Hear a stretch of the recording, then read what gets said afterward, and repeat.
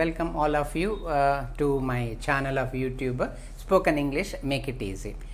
ఇంతకు ముందు క్లాస్లో మనం నేర్చుకున్నాము ఫ్రేజ్ అని క్లాజెస్ అని.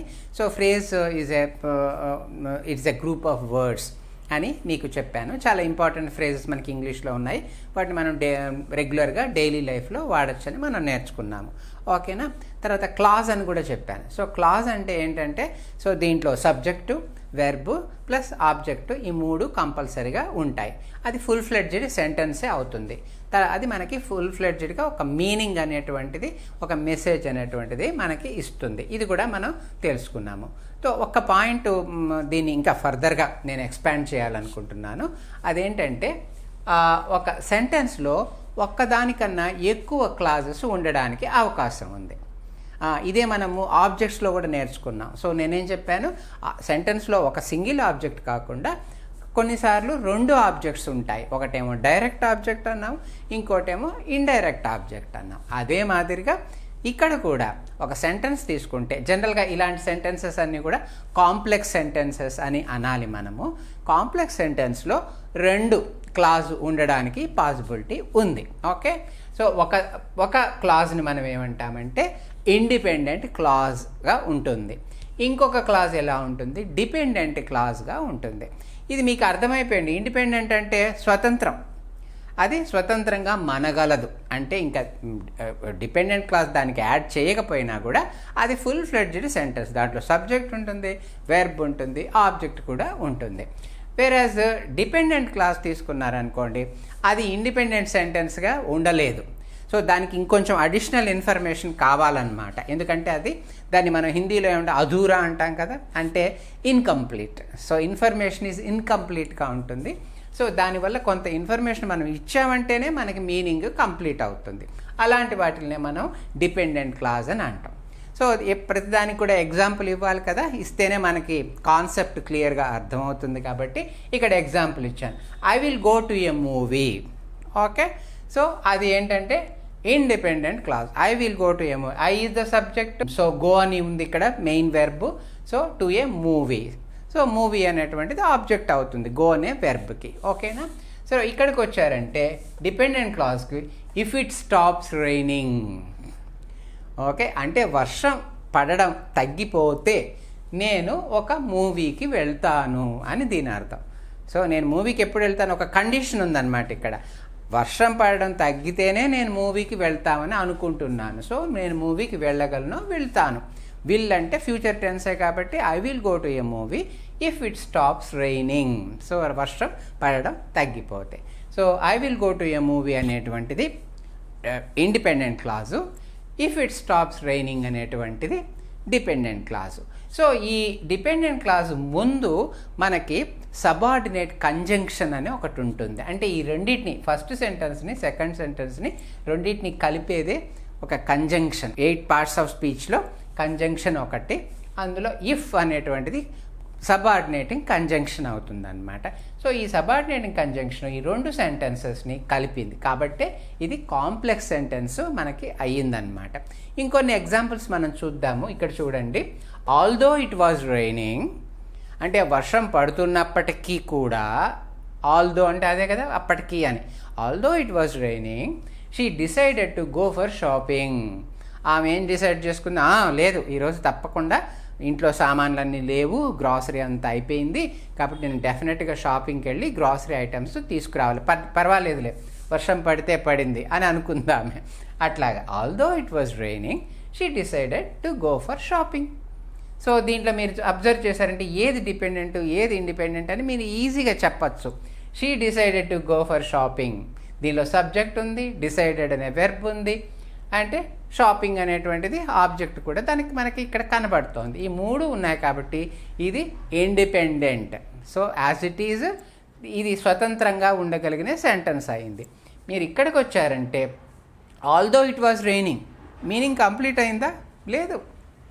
సో మీనింగ్ ఇన్కంప్లీట్గా ఉంది, ఇంకొంత ఇన్ఫర్మేషన్ కావాలి దానికి. Although it was raining what, next ఏంటి, although it was raining what అని మనం అడగాల్సి వస్తుంది అన్నమాట.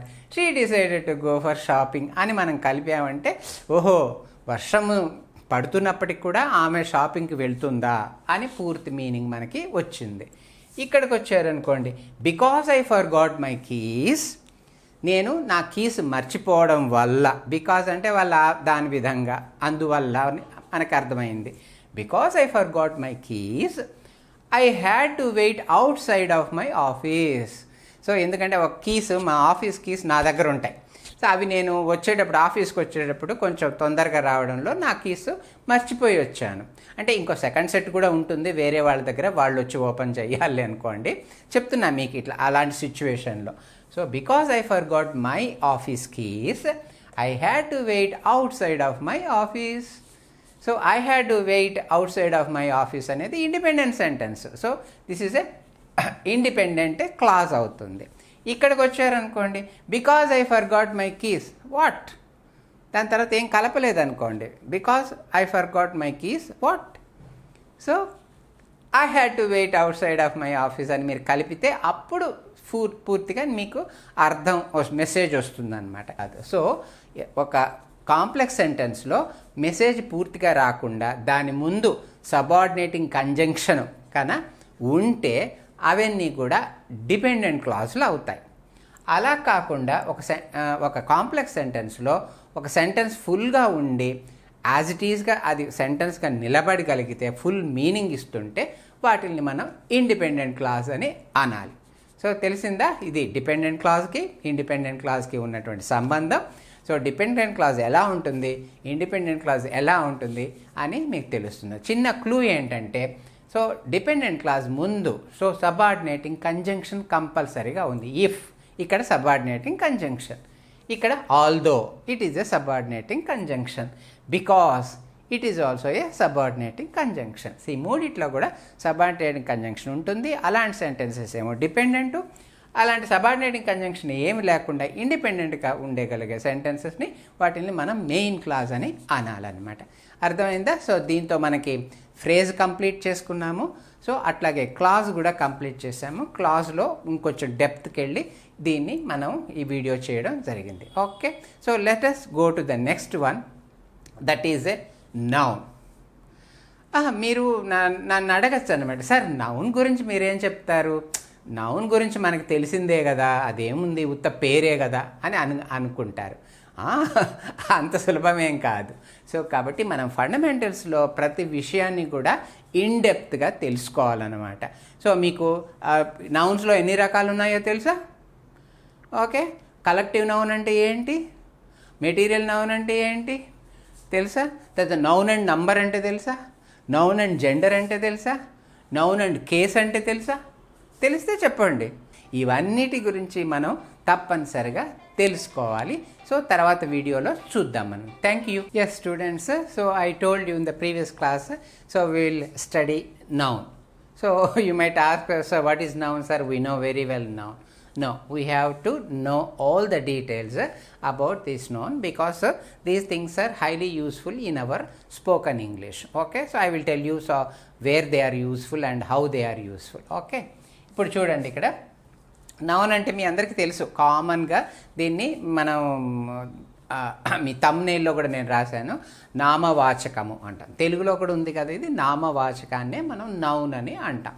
ఇది చాలా ఈజీనే, కానీ బట్ విషయం కోసం, ఇన్ఫర్మేషన్ కోసం, నాలెడ్జ్ కోసం మనం డిఫరెంట్ నౌన్స్ అన్ని నౌన్ గురించి అంతా కూడా ఇన్డెప్త్ మనం తెలుసుకోవాలన్నమాట.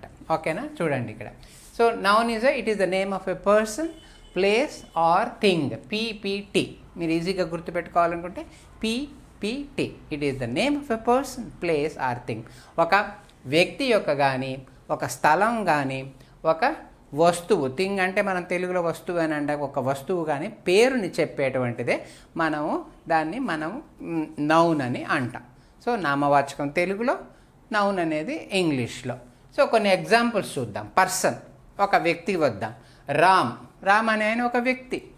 లక్ష్మణ్, అతను కూడా ఒక మనిషి. ఎంకే గాంధీ, మోహన్ దాస్ కరమ్చంద్ గాంధీ, మీ అందరికీ తెలిసిందే, గాంధీ అంటాము. సో మన జాతిపిత గాంధీ. సో ప్లేస్కి వచ్చారంటే Nellore, it is a place. Ganges, it is a river, దాన్ని కూడా మనం ప్లేస్ కింద చెప్పేయచ్చు. India, it is a place. USA, Germany, UK, అవన్నీ మీకు తెలిసినవే. నెక్స్ట్ థింక్ వచ్చారనుకోండి, రకరకాల వస్తువులు మన చుట్టూ ఉంటాయి, అవన్నీ కూడా నౌన్సే అనమాట. క్లాక్ కావచ్చు, టేబుల్ కావచ్చు, చైర్ కావచ్చు, రూమ్ కావచ్చు, క్లాస్ రూమ్ కావచ్చు, కార్ కావచ్చు, బైక్ కావచ్చు, ఇవన్నీ అన్ని థింగ్స్ కాబట్టి table, classroom and chair. So these are some examples for the noun. So a noun is nothing but name of a person, place or thing. ఒక వస్తువు కానీ, ఒక మనిషి కానీ, ఒక స్థలం కానీ గురించి చెప్పేదంటే మనం నౌన్ అని అనొచ్చు అనమాట. ఇది ఎగ్జాంపుల్స్. సో ఇది అయిపోయిన తర్వాత మనం ఇంకొంచెం ముందుకెళ్తే, సో ఈ నౌన్స్లో రకాలు ఉన్నాయంటే తప్పకుండా ఉన్నాయి. సో నౌన్స్ ఎన్ని రకాలు అని ఎవరన్నా మిమ్మల్ని అడిగారనుకోండి, మాకు తెలియదు అని అనకూడదు. నాకు తెలుసు, నౌన్లో ఎన్ని రకాలు ఉన్నాయి, 5 రకాలు ఉన్నాయి. There are 5 types in nouns. So మీరు నౌన్స్ చాలా సింపుల్గా చెప్పేసారు కదా, నౌన్ గురించి మాకు తెలుసు అని. మరి 5 రకాలు ఉన్నాయని మీకు తెలుసా? చూడండి, తెలుసుకోండి. ఒకటి ప్రాపర్ నౌన్. అంటే ఇది సింపుల్గా ఏంటంటే the name of a particular person. ఒక వ్యక్తిని పర్టికులర్గా మనం ఆయన పేరు చెప్పినప్పుడు దాన్ని మనం ప్రాపర్ నౌన్ అనాలి. Example, name of a particular person రాశాను కదా ఇక్కడ. MK Gandhi, Mohandas Karamchand Gandhi, Jawaharlal Nehru, Ravi. So my name is Ravi, Ravindranath Reddy. So particular person నేను చెప్పేదాన్ని ప్రాపర్ నౌన్ అంటాం. ఉత్త నౌన్ అనగరు, దాన్ని ప్రాపర్ నౌన్ అని అనాలి. ఇది మనం యూజ్ చేస్తాం సో స్పోకన్ ఇంగ్లీష్ సెంటెన్సెస్లో. Common noun. సో ఒక వ్యక్తి పర్టికులర్గా కాకుండా జనరల్గా అందరికీ కలిపి ఒకటే పేరు ఇస్తారు ఇక్కడ, దాన్ని మనం కామన్ నౌన్. ఇక్కడ చూడండి డెఫినేషన్ ఏంటి, name commonly given to all. Example, boy అన్నాను అనుకోండి, Ram is a boy, Rahim is a boy, Lakshman is a boy, Gautam is a boy, all are boys. So ఈ రహీమ్కి, రామ్కి, లక్ష్మణ్కి, గౌతమ్కి అందరికీ కలిపి నేను ఒక కామన్గా ఒక పేరు పెట్టాను. ఆ పేరేంటి, బాయ్. వాళ్ళందరూ అబ్బాయిలు. బాయ్స్ అంటే ప్లూరల్, అది అబ్బాయిలు అని, బాయ్ అంటే అబ్బాయి. సో వీళ్ళందరూ అబ్బాయిలు అవుతారనమాట, ప్లూరల్ అవుతుంది మనకి. సో దాన్నే మనం కామన్ నౌన్ అని అంటాం. కొన్ని కామన్ నౌన్స్ ఎగ్జాంపుల్స్ చూడండి. Student. Yes, I'm a student, you may be a student, she is a student, all are students. ఒక క్లాస్ రూమ్లో 10 స్టూడెంట్స్ ఉంటారు, 20 స్టూడెంట్స్ ఉంటారు, 75 స్టూడెంట్స్ కూడా. మేము అగ్రికల్చర్ చదివేటప్పుడు 75 స్టూడెంట్స్ ఉండేవాళ్ళం మేము ఒక్క క్లాస్ రూమ్లో. Okay, students. బాయ్ ఇప్పుడే చెప్పాను. Girl, Savitri is a girl, Sushmita is a girl, Sita is a girl, all are girls. Next man, Rahim is a man, Gautam is a man, అందరూ కూడా మ్యాన్. సో అదే ప్లూరల్ అయితే మెన్ అని అంటాం మనం. అట్లాగే woman. So Sita is a women, Gayatri is a woman. So వీళ్ళందరినీ ఇక్కడికి కామన్గా మనం ఉమెన్ అని పెట్టాం. అట్లాగే మ్యాన్, అర్థమైంది కదా. మ్యాన్ అంటే మగ మనిషిని మ్యాన్ అంటాము, ఉమన్ అంటే ఆడ మనిషిని ఉమన్ అంటాము, గర్ల్ అంటే అమ్మాయి, ఎవరైనా కావచ్చు అమ్మాయి, బాయ్ అంటే అబ్బాయి, ఎవరైనా అబ్బాయి కావచ్చు. సో స్టూడెంట్ అంటే విద్యార్థి. సో విద్యార్థి అన్నప్పుడు దాంట్లో మగ విద్యార్థి, ఆడ విద్యార్థి అని ఏం లేదు. సో అది కామన్ అనమాట. అసలు విద్యార్థి అని నేను అన్నప్పుడు అది మగ అయినా కావచ్చు, ఆడైనా కావచ్చు. అందుకని స్టూడెంట్లో ఆ జెండర్ స్పెసిఫికేషన్ లేదు. So student means the student may be a male student or a female student. ఇదే మాదిరి మనం చైల్డ్ అంటాం. చైల్డ్ అంటే అర్థం కాదు. So I have a child అని మీరు అన్నారనుకోండి ఎవరితో అన్నా, ఎవరు మీకు అబ్బాయా అమ్మాయి అండి అని అడిగేస్తారు వెంటనే. దానిలో కూడా ఇంగ్లీష్లో కూడా చైల్డ్ కూడా కామనే. సో మనం ఏమనాలి, I have a male child అనాల్సిందే, తప్పదు. I have a female child అనాలి. ఓకే, అంటే స్పెసిఫై చేయాలంటే ఎదుటి వాళ్ళు ఇంట్రెస్టెడ్ అయితే, మీకు అబ్బాయి ఉన్నాడు, అమ్మాయి ఉన్నాడు మీరు స్పెసిఫిక్గా చెప్పాలనుకుంటే I have a male child అని చెప్పాలి, I have a female child అని కూడా చెప్పాలి. సో చైల్డ్ కూడా జెండర్ స్పెసిఫిక్గా ఉండదు, కామన్గా ఉంటుంది. అట్లాగే స్టూడెంట్ కూడా అంతే. సో స్టూడెంట్ అంటే మేల్ స్టూడెంట్ కావచ్చు, ఫిమేల్ స్టూడెంట్ కూడా కావచ్చు. అయిపోయింది రెండోది. మూడవది మెటీరియల్ నౌన్. ఇది చాలా simple. So it is the name of a material. రకరకాల మెటీరియల్స్ ఉన్నాయి. Marble is a material, sand is a material, silver is a material, gold is a material. ఇవన్నీ మెటీరియల్స్. సో అన్ని మెటీరియల్స్ని కలిపి దాని మెటీరియల్ నౌన్ అని దానికి ఒక పేరు పెట్టారు. సో సిల్వర్ అండ్ గోల్డ్ ఒక 2 ఎగ్జాంపుల్స్ మాత్రం నేను బోర్డు మీద రాశాను. Next collective noun. ఇదేంటంటే గ్రూప్గా చేసి కొన్ని ఉన్న వస్తువుల్ని కొంచెం గ్రూప్ లాగా చేసి మనం సింగిల్ వర్డ్ ఇచ్చాం దానికి. అలాంటి వర్డ్స్నే నౌన్స్నే మనం కలెక్టివ్ నౌన్స్ అని అంటాం. ఎగ్జాంపుల్ చెప్పాలంటే బంచ్. సో బంచ్ అనేది కలెక్టివ్ నౌనే, అది కలెక్టివ్ నౌన్. ఏంటి ఎలా చెప్తాం? Bunch of roses. He presented a bunch of roses to her on her birthday. So birthday కోసమని అతను ఒక బంచ్ ఆఫ్ రోజ్ అంటే పూల గుచ్చము అంటాం కదా, అది కరెక్ట్. పూల గుచ్చాన్ని ఆయన ఆమెకి బహూకరించాడు, బహుమతిగా ఇచ్చాడు అన్నమాట. సో బంచ్ ఆఫ్ రోజెస్ అనొచ్చు. బంచ్ ఆఫ్ బనానాస్ అని కూడా అంటారు. బనానా ఇప్పుడు ఒకటి ఉండదు, ఎప్పుడు అవి గుత్తిగా ఉంటాయి అన్నమాట. అందులో 12, అందుకే మనం డజన్ బనానాలు కొన్నప్పుడు కరెక్ట్గా 12 బనానాలు మనకు కట్ చేసి ఇస్తారు. వాటిని ఇంకా ఎక్కువే ఉంటాయి, ఒక్కొక్కసారి 24-30 బనానాస్ కూడా ఒకటే దాంట్లో ఉంటారు. దాన్ని మనం తెలుగులో జీబు అని కూడా అంటుంటారు, వినే ఉంటారు మీరు. సో వాటినే మనం ఏమనాలి? బంచ్ ఆఫ్ బనానాస్ అన్నారు. అట్లాగే ఫ్లీట్ అంటాం. ఫ్లీట్ అంటే ఏంటి? ఏ గ్రూప్ ఆఫ్ షిప్స్ని అంతా ఒక షిప్ల సముదాయాన్ని మనం అంటాం. అట్లాగే సోల్జర్స్ ఉన్నారు, ఒక 10 మంది సోల్జర్స్ ఉన్నారు అనుకోండి, వాళ్ళందరినీ ఏమంటాం? ఆర్మీ అంటాం. చూసారా, ఇవన్నీ collective nouns. Army is a collective noun of soldiers అన్నమాట. ఓకే, తర్వాత నెక్స్ట్ క్రూ మెంబర్స్ అంటాం. క్రూ అంటే ఒక షిప్లో ఉండేటువంటి స్టాఫ్ని అందరినీ కలిపి ద క్రూ మెంబర్స్ అంటాం. అందులో ఒక ఇంజనీర్ ఉంటాడు, ఒక షిప్ నడిపే అతను ఉంటాడు, సర్వ్ చేసే అతను ఉంటారు, డైనింగ్ కిచెన్లో కొద్దిమంది ఉంటారు, రకరకాల మెంబర్స్ ఉంటారు. సో వాళ్ళందరినీ కలిపి మనం the crew members of the ship అని అనాలి. సో కలెక్టివ్ నౌన్లో బంచ్ ఒకటి, ఫ్లీట్ ఒకటి. సో ఫ్లీట్ ఆఫ్ షిప్స్ అని చెప్పాను. స్వార్మ్ అని ఒకటి ఉంది. స్వామ్ అంటే ఏంటంటే తేనెటీగల సముదాయం.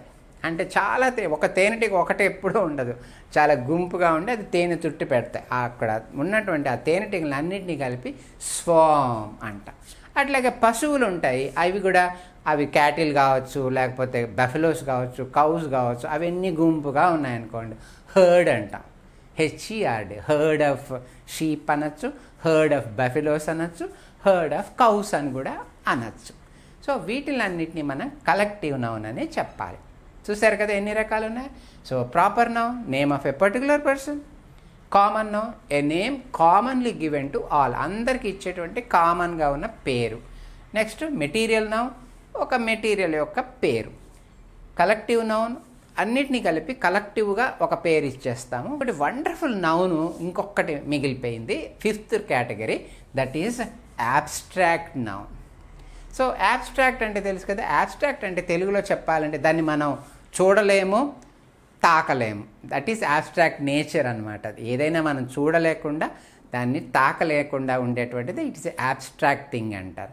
సో అలాంటి కోవకే చెందిన ఇలాంటి నౌన్స్, వాటిని మనం ఫీల్ అవ్వాలి. దాన్ని మనం ఫీల్ అయితేనే అది తెలుస్తుంది మనకి, లేకపోతే మనం ఊరికనే కంటితో చూసి చేత్తో తాకేది కాదనమాట. అలాంటివి ఏమేమి ఉన్నాయంటే ఎగ్జాంపుల్ చూడండి. పూర్ అనేది అడ్జెక్టివ్ యాక్చువల్గా.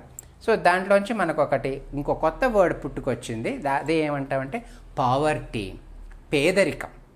సో నేను తెలుగులో ఒకసారి చదివాను ఎక్కడో, పేదరికము మానవాళికి శాపము.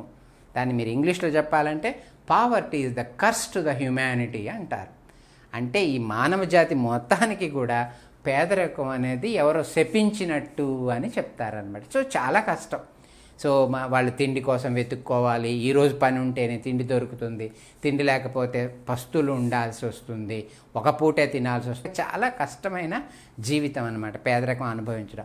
అది మనం ఊరికే కంటితో చూస్తే ఏదో కనపడుతుంటారు, కానీ నిజంగా పేదరికాన్ని అనుభవించిన వాళ్ళకి దాని కష్టం తెలుస్తుందన్నమాట. ఓకేనా? అందుకని poverty is the curse to the humanity అని చాలా కామన్ ప్రావెర్బ్ అది. ఓకే, అట్లాగే యంగ్ అనేటువంటిది కూడా adjective. So he's a young boy అంటాం. ఎలాంటి boy? Young boy. So it is an adjective. ఈ అడ్జెక్టివ్ని మనం అబ్స్ట్రాక్ట్ నౌన్గా కన్వర్ట్ చేయొచ్చు. యూత్. సో యూత్ అంటే చూసారా, ఇప్పుడు మీరంతా అంటుంటారు youth we're enjoying our youth అంటారు. అంటే కుర్రతనము అని అనాలో తెలుగులో, అలాగే అనొచ్చు అనుకుంటా.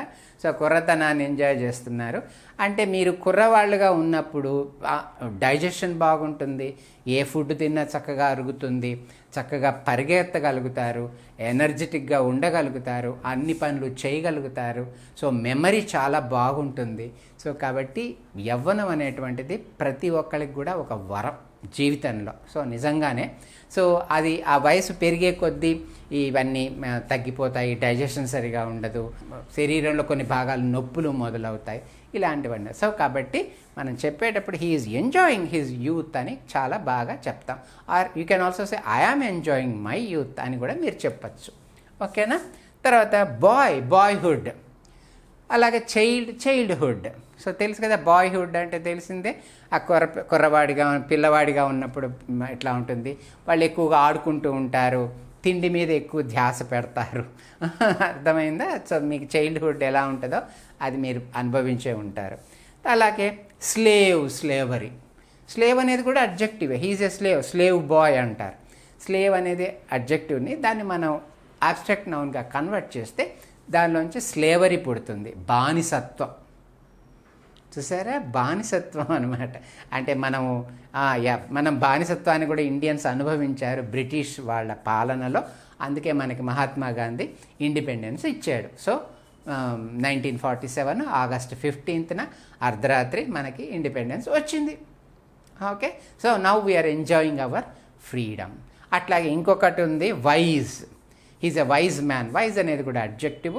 దాని నుంచి మనము ఒక అబ్స్ట్రాక్ట్ నౌన్ తయారు చేయొచ్చు. అది ఏంటంటే విజ్డమ్ అంటే తెలివితేటలు. ఓకే, సరే. సో ఇలాగా ఎన్ని ఉన్నాయి చూడండి: poverty, wisdom, youth, slavery, boyhood, honesty. Honest తెలుసు, he's a honest man. Honest నుంచి వచ్చింది ఆనెస్టీ. ఈ ప్రావర్బ్ కూడా మీకు తెలుసు, honesty is the best policy. So మనం ఎప్పుడైనా ఆనెస్ట్గా ఉంటే దానికి మించిన బెస్ట్ పాలసీ ఇంకోటి లేదు. సో ఎప్పుడు బీ ఆనెస్ట్. సో అప్పుడు ఎవరికి భయపడాల్సిన పని లేదు. తప్పులు మీరు ఏం చేయకుండా ఆనెస్ట్గా ఉన్నారు కాబట్టి ఇంకెవరు వచ్చినా కూడా మీరు సమాధానం చెప్పచ్చు అనమాట. నువ్వేం చేసుకుంటావో చేసుకో, ఐ యామ్ వెరీ ఆనెస్ట్ అని మీరు క్లియర్గా చెప్పచ్చు అనమాట. సో ఏదైనా పొరపాటు చేసినప్పుడే భయం ఉంటుంది, కానీ పొరపాటు తప్పులు చేయనప్పుడు మనకి భయం అనేది ఉండదు. సరేనా? తెలుసుకున్నారు కదా? సో ఇందులో ఈ స్లైడ్లో మనం నేర్చుకున్నది నౌన్ అంటే ఏంటి, name of a person, place or thing తెలుసుకున్నాము. సో అందులో రకాలు ఉన్నాయి proper noun, common noun, material noun, abstract noun and collective noun. ఈ 5 రకాలని కూడా మనం నీట్గా తెలుసుకున్నాము. వీటి ఎగ్జాంపుల్స్ ఇచ్చాను. ఈ నెక్స్ట్ స్లైడ్లో ఇంకొన్ని డీటెయిల్స్ నౌన్ గురించి మనం తెలుసుకుంటాం. Okay, thank you. Keep watching videos of spoken English to improve your communication skills in English, and kindly share to your friends so that the knowledge will percolate or distributed to others also, and they can also get benefit out of these videos. Thank you so much.